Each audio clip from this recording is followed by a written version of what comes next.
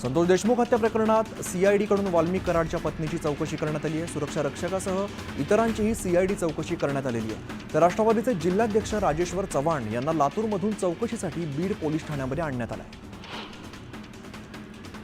संतोष देशमुख हत्या प्रकरणातील तपासासाठी सीआयडीचे वरिष्ठ पोलीस अधिकारी बीडमध्ये 2 दिवसांपासून तळ ठोकून आहेत। आज आरोपी विष्णू चाटेची सुद्धा चौकशी झाली। बीडच्या टेंभुर्णी गावातील एका व्यक्तीच्या नावावरती 9 अब्ज रुपयांचे व्यवहार झाल्याचा खळबळजनक दावा सुरेश धस यांनी केलेला आहे। तसंच बीडमध्ये महादेव बेटिंग ॲपच्या माध्यमातून घोटाळा झाला असून त्याचं कनेक्शन मलेशियापर्यंत असल्याचा आरोप सुरेश धस यांनी केला आहे। धनुभाऊ, आपलं विमान खाली आणा, तुम्हाला पालकमंत्री व्हायचंय तर व्हा, पण आमचं लेकरू मेलंय, त्याला न्याय द्यायचा आहे असं म्हणत सुरेश धस यांनी धनंजय मुंडेंवरती निशाणा साधलाय। बीड जिल्ह्यामध्ये पोलीस दलातील अधिकारी काही लोकांकडे मनरेगाचे मजूर म्हणून काम करतात, ते मनरेगाचे लेबर आहेत असं काही जण वागतायत, असा गंभीर आरोप सुरेश धस यांनी केला। संतोष देशमुख हत्या प्रकरणात मोर्चाच्या आडून होणारं राजकारण थांबवा अशी मागणी अजित पवारांच्या नेत्यांनी केलेली आहे। तसंच सुरेश धस यांचा सरकारच्या तपास यंत्रणांवरती विश्वास नाही का असा संतप्त सवाल करत धनंजय मुंडेंची बदनामी थांबवा अशी मागणी मुंडे समर्थकांनी केली आहे। धनंजय मुंडे आणि पंकजा मुंडे एकत्र आल्यामुळेच महायुती आणि विरोधी आमदारांनी धनंजय मुंडेंना संपवण्याचे प्रयत्न सुरू केलेत। सुरेश धस त्यांनीच सुपारी घेतली आहे आणि एका सामाजिक कार्यकर्तीला कामाला लावलंय असा गंभीर आरोप अमोल मिटकर यांनी केला। अमोल मिटकरी, माझ्या नादाला लागू नको, तुला महागात पडेल असा थेट इशारा भाजप आमदार सुरेश धस यांनी दिला। बीडमधील सरपंच संतोष देशमुखांच्या हत्येविरोधात रेणापुरामध्ये आज आक्रोश मोर्चा काढण्यात आलेला आहे। यावेळेला देशमुखांची मुलगी वैभवी देशमुख बोलताना भावनिक झाली। वडिलांच्या मारेकऱ्यांना अटक करा अशी मागणी वैभवीनं केली।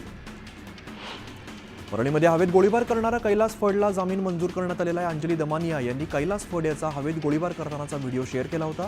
त्यानंतर गुन्हा नोंदवण्यात आला। त्यानंतर कैलास फडला अटक करण्यात आली होती। जळगावच्या यावलमध्ये सकल मराठा समाजाच्या वतीने तहसीलदारांना निवेदन देण्यात आलंय। मस्साजोग आणि परभणी घटनेची निष्पक्ष चौकशी करून कारवाई करण्याची मागणी या निवेदनात केली। संतोष देशमुख हत्येच्या निषेधार्थ लातूरच्या रेणापूरमध्ये सकल मराठा समाजाच्या वतीने भव्यसा मोर्चा काढण्यात आला। हत्या प्रकरणातील आरोपींना तात्काळ शिक्षा देण्याची मागणी आंदोलकांनी केली। मयत सरपंच संतोष देशमुख यांच्या हत्येच्या निषेधार्थ उद्या भव्य निषेध मोर्चा काढण्यात येणार आहे। मोर्चाची अंतिम तयारी पूर्ण झालेली असून शहरात मोठे बॅनर्स बघायला मिळतात। वाल्मिक कराडला धनंजय मुंडेंचं पाठबळ असल्याचा आरोप आमदार संदीप क्षीरसागरांनी केलेला आहे। संतोष देशमुख हत्या प्रकरणातील मास्टर माइंड वाल्मिक कराडला अटक का होत नाही असा सवाल सुद्धा उपस्थित केला आहे। राज्याच्या महिला आणि बालविकास मंत्री आदिती तटकरे यांनी पुण्यामध्ये श्रीमंत दगडूशेठ हलवाई गणपतीचं दर्शन घेतलं। यावेळेला त्यांनी लाडकी बहीण योजनेसंदर्भात वक्तव्य केलेलं आहे। कोणत्याही योजनेचा निधी लाडकी बहीण योजनेकडे वळवण्यात आलेला नाही असं त्यांनी स्पष्ट केलं आहे। वर्षभरात सोन्याच्या भावामध्ये 22% वाढ झालेली आहे। नववर्षात सोनं वधारण्याची शक्यता आहे। गेल्या वर्षभरात सोने व्यापारात 35% वाढ झालेली आहे।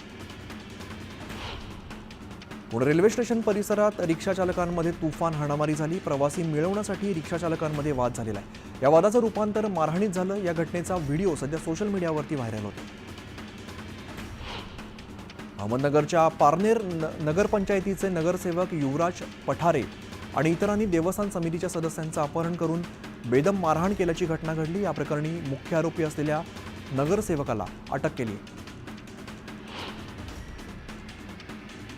नंदुरबारच्या तळोदा प्रकल्पाअंतर्गत येणाऱ्या अलीविहीर आश्रमशाळेतील एका 8 वर्षीय मुलीचा मृत्यू झाल्याची दुर्दैवी घटना घडली। झोपेतच चिमुकलीचा मृत्यू झालेला आहे। दरम्यान मृत्यू कशामुळे झाला याचं कारण अद्याप अस्पष्ट आहे। मराठी कुटुंबाला मारहाण प्रकरणी अखिलेश शुक्लासह सर्व आरोपींच्या पोलीस कोठडीमध्ये 2 दिवसांची वाढ करण्यात आलेली आहे। याआधी आरोपींना 6 दिवसांची पोलीस कोठडी सुनावण्यात आली होती। मिसई जवळगा गावाच्या सरपंचावरती झालेला हल्ला पवनचक्कीच्या वादातून नसल्याचं पोलीस अधिकाऱ्यांनी स्पष्ट केलेलं आहे। या प्रकरणाचा तपास सुरू असून लवकरच सत्य समोर येईल अशी माहिती त्यांनी दिली। पुण्याच्या राजगुरुनगरमधील 2 चिमुकल्यांवरती अत्याचार करून त्यांना बुडवून मारल्याची धक्कादायक घटना घडली होती। आता या चिमुकल्यांचा प्राथमिक शवविच्छेदन अहवाल आलेला असून मोठ्या मुलीवरती लैंगिक अत्याचार झाल्याचं उघड झालंय। महिला आणि बालकल्याण अधिकाऱ्यांनी राजगुरुनगरमधील पीडित कुटुंबाची आणि आंदोलनकर्त्यांची भेट घेतली आहे। आमच्याकडून शक्य होईल तेवढी मदत करू असं आश्वासन सुद्धा त्यांनी दिलं। राजगुरुनगर शहरातील घटनेनंतर नीलम गोरे यांनी पीडित कुटुंबाची भेट घेतलेली आहे. तसंच राजगुरुनगर पोलीस स्टेशनला भेट देत संबंधित घटनेचा आढावा घेतलाय. राजगुरुनगर घटनेच्या निषेधार्थ शनिवारी राजगुरुनगर बंदची हाक देण्यात आलेली आहे. शहरवासियांनी मोठ्या संख्येने सहभाग घेण्याचं आवाहन आंदोलकांनी केलेलं आहे.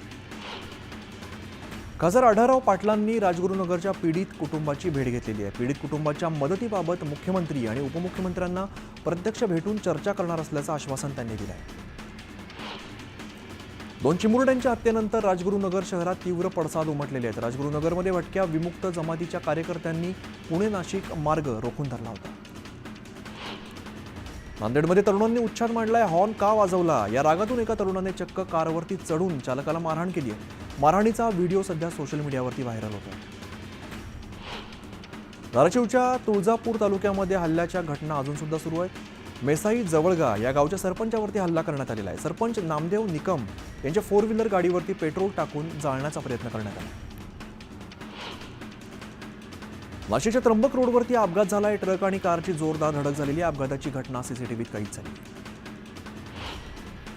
पालिका निवडणुकीसाठी भाजप आणि राष्ट्रीय स्वयंसेवक संघाने तयारी पूर्ण केलेली आहे. विधानसभा निकालाने हुरळून जाऊ नका. स्थानिक स्वराज्य संस्थांच्या निवडणुकीत सुस्त राहून चालणार नाही असं भाजप आणि संघाने आपल्या कार्यकर्ते आणि पदाधिकाऱ्यांना सांगितलं. छगन भुजबळांना बाजूला ठेवणं कोणालाही परवडणारं नाही. भुजबळ भाजपमध्ये जाणार नाहीत असं स्पष्टीकरण नरहरी झिरवाळ यांनी दिलंय. तसंच आदिवासी भागातील वैदू आणि औषधी वनस्पतींना आयुर्वेदाशी सांगड घालून मुख्य प्रवाहात आणणार असल्याची घोषणा अन्न आणि औषध प्रशासन मंत्री नरहरी झिरवाळ यांनी केली. नाशिकमध्ये नरहरी झिरवाळांच्या समर्थकांनी बॅनरबाजी केली. या बॅनरवरती झिरवाळ यांचा आदिवासी विकास मंत्री असा उल्लेख करण्यात आलेला आहे. त्यामुळे समर्थकांच्या मनात अजून सुद्धा तेच आदिवासी विकास मंत्री असल्याचं दिसून येत आहे. सरकार गुन्हेगारांच्या पाठीशी उभं राहतंय. बीडमधील किंवा परभणीतील घटना असो, गृहमंत्री पांघरून घालण्याचं काम करत असल्याची टीका विजय वडेट्टीवारांनी केली. साताऱ्यामध्ये पालकमंत्री पद अजून सुद्धा निश्चित झालेलं नसलं तरी सुद्धा खासदार उदयनराजे भोसले यांनी साताऱ्यातील रचना 2024च्या कार्यक्रमाच्या उद्घाटन प्रसंगी मंत्री शिवेंद्रराजे भोसले यांचा पालकमंत्री असा उल्लेख करत भाषण केलेलं आहे. यावेळेला उदयनराजेंनी शिवेंद्रराजे भोसले पालकमंत्री होणार असल्याचे संकेत दिले. हिंदू राष्ट्र म्हणून आपला देश पुढे न्यायचा असेल तर विद्यार्थी हेच आपली खरी संपत्ती आहेत असं विधान मंत्री नितेश राणेंनी केलेलं आहे. कोणीही आपल्या हिंदू राष्ट्राकडे वाकड्या नजरेने पाहता कामा नये असंही ते म्हणाले. अमित शहांच्या वक्तव्याच्या निषेधार्थ यावलमध्ये आंबेडकरी संघटनांकडून निषेध मोर्चा काढण्यात आलेला आहे. अमित शहांनी राजीनामा द्यावा अशी मागणी आंदोलकांनी केली. भाजपाचे प्रदेशाध्यक्ष चंद्रशेखर बावनकुळे शिर्डी दौऱ्यावरती होते. यावेळेला त्यांनी पदाधिकाऱ्यांसह बैठक घेतल्यानंतर साई मंदिरात दर्शन घेतलेलं आहे. दरम्यान दर्शन घेतल्यानंतर माजी खासदार सुजय विखेंनी बावनकुळेंच्या वाहनाचं सारथ्य केलंय. नाफेडच्या केंद्रावरती विकलेल्या सोयाबीनला पैसे मिळत नसल्यामुळे स्वाभिमानी शेतकरी संघटनेने परभणी जिल्हा पणन अधिकाऱ्यांची खुर्ची पळवलेली आहे. शेतकऱ्यांचे पैसे मिळाल्याशिवाय आम्ही खुर्ची देणार नाही असा पवित्रा या संघटनेनं घेतला आहे. बुलढाण्याच्या नांदुरामध्ये एक भंगार व्यापाऱ्याकडे जीएसटी विभागाने धाड टाकली. अब्दुल सत्तार असं या व्यापाराचं नाव आहे. दरम्यान जीएसटी विभागाच्या अधिकाऱ्याकडून प्रकरणाचा अधिकचा तपास सुरू आहे. सिल्लोडच्या सोयगाव तालुक्यातील नांदगाव तांडा या परिसरामध्ये गोमांस विक्री करणाऱ्याला गोरक्षकांनी रंगेहात पकडलेला आहे. यावेळेला मोठ्या प्रमाणात गोमांस आढळल्यामुळे खळबळ माजली. सत्तार कुरेशीला ताब्यात घेण्यात आलेला असून त्याच्यावरती गुन्हा दाखल करण्यात आला आहे. पश्चिम महाराष्ट्रात सरकारी नोकरीचा आमिष दाखवत 30 तरुणांची फसवणूक करण्यात आलेली. या प्रकरणी कराड पोलिसांनी तोतया IPS अधिकाऱ्याला ताब्यात घेतलेला असून त्याच्याकडून एक कार आणि बनावट कागदपत्र जप्त केली. सायबर पोलीस असल्याचा बनाव करत लोकांची फसवणूक करणाऱ्यांकडून 69 लाख रुपये परत मिळवत जळगाव सायबर पोलिसांना यश आलेलं आहे. जळगावमध्ये सेवानिवृत्त व्यक्तीकडून पैसे उकळण्याच्या घटनांमध्ये वाढ झाली. शेतकऱ्यांसाठी उपलब्ध करून देण्यात आलेल्या खतामध्ये काळाबाजार होत असल्याचा प्रकार पालघर इकडे उघडकीस आला. दरम्यान कारवाईमध्ये पोलिसांनी 50 लाखांपेक्षा अधिक किमतीचा युरिया जप्त केला. जळगावमध्ये बांधकाम कामगारांची नोंदणी सुरू आहे. ही नोंदणी प्रक्रिया 1 रुपयात होते. मात्र ऑनलाईन नोंदणीच्या नावाखाली कामगारांची फसवणूक केली जाते. त्यामुळे महाराष्ट्र इमारत आणि इतर बांधकाम कामगार कल्याणकारी मंडळाने ऑनलाईन नोंदणीचे सर्व अधिकार स्वतःकडे घेतले. गंगाखेड शहरातील श्रीराम चौक परिसरामध्ये नगरपालिकेची सार्वजनिक पाणीपुरवठा पाईपलाईन फुटलेली आहे. त्यामुळे हजारो लिटर पाण्याची नासाडी होते. गेल्या अनेक दिवसांपासून लिकेज असल्यानंतर सुद्धा प्रशासनाने याकडे दुर्लक्ष केलं आहे. जालना जिल्ह्यात हवामान बदलामुळे साथीच्या आजारांमध्ये वाढ झालेली आहे. घाटी जिल्हा रुग्णालयामध्ये रुग्णांच्या लांबच लांब रांगा बघायला मिळत आहेत. तर प्रशासनाकडून नागरिकांना खबरदारीचं आवाहन केलं आहे. सायबर पोलीस असल्याचा बनाव करत एक महिला अधिकाऱ्याला 25 लाखांचा गंडा घातल्याची घटना जळगाव शहरामध्ये उघडकीस आली आहे. या प्रकरणी जळगाव पोलीस ठाण्यामध्ये चौघांविरोधात गुन्हा दाखल करण्यात आला आहे. वातावरणातील बदलांमुळे बुलढाणा जिल्ह्यात सर्दी, खोकला आणि तापाच्या रुग्णांमध्ये वाढ झाली. त्यामुळे शासकीय रुग्णालयासह खासगी रुग्णालयामध्ये सुद्धा रुग्णांची गर्दी वाढली आहे. नववर्षाच्या स्वागतासाठी रायगड जिल्हा प्रशासन सज्ज झालेल्या पर्यटकांना वाहतूक कोंडीचा सामना करावा लागू नये यासाठी वाहतूक नियमामध्ये बदल करण्यात आलेले आहे. तर काही ठिकाणची अवजड वाहतूक ही बंद करण्यात आली. भिवंडी पोलीस उपायुक्त परिमंडळ क्षेत्रामध्ये मटका जुगार अड्ड्यांवरती पोलिसांकडून कारवाई सत्र सुरू आहे. तिरुपती हॉस्पिटल परिसरातील जुगार अड्ड्यांवरती छापा टाकत पोलिसांनी 10 जणांना ताब्यात घेतलं. तर 5,180 रुपयांचा मुद्देमाल जप्त केला. परराज्यातून वाशिममध्ये आणल्या जाणाऱ्या अवैध विदेशी दारूवरती राज्य उत्पादन शुल्क विभागाने कारवाई केली आहे. या कारवाईमध्ये 8,49,000चा मुद्देमाल जप्त करण्यात आला. मराठवाड्यातील 30% विद्यार्थ्यांना मराठी वाचता येत नसल्याचा एका अहवालामध्ये समोर आलं होतं. या अहवालानंतर आमदार प्रशांत बंब यांनी जिल्हा परिषदेच्या शिक्षकांबद्दल संताप व्यक्त केला. वर्ध्यातील अरुंद रस्त्यांमुळे जड वाहनांना शहरामध्ये प्रवेश बंदी करण्यात आलेली आहे. मात्र अरुंद रस्त्यांवरती भली मोठी वाहनं उभी राहिल्यामुळे वाहतुकीचा खोळंबा होतो. त्यामुळे जड वाहनं शहरामध्ये शिरतातच कशी असा सवाल नागरिकांनी केला. चंद्रपुरातील चंद्रपूर मूल गडचिरोली या महामार्गावरती वाहनाच्या धडकेमध्ये अनेक प्राण्यांचा जीव जातोय. आज सुद्धा दुर्मिळ असलेले 2 चांदी अस्वलांचं वाहनांच्या धडकेमध्ये मृत्यू झालेला आहे. महामार्गावरती फ्लायओव्हरचं काम अडकल्यामुळे मृत्यू होत असल्याचं वन्यप्रेमींनी सांगितलं.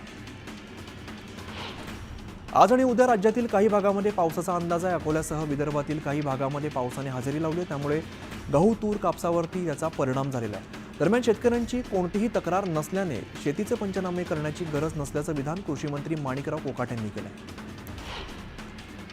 नंदुरबारच्या धडगाव तालुक्यात काकडदा परिसरामध्ये अवकाळी पावसाने जोरदार हजेरी लावलेली आहे. तर शेतातील पिकं धोक्यात आल्यामुळे शेतकरी हवालदिल झाला आहे.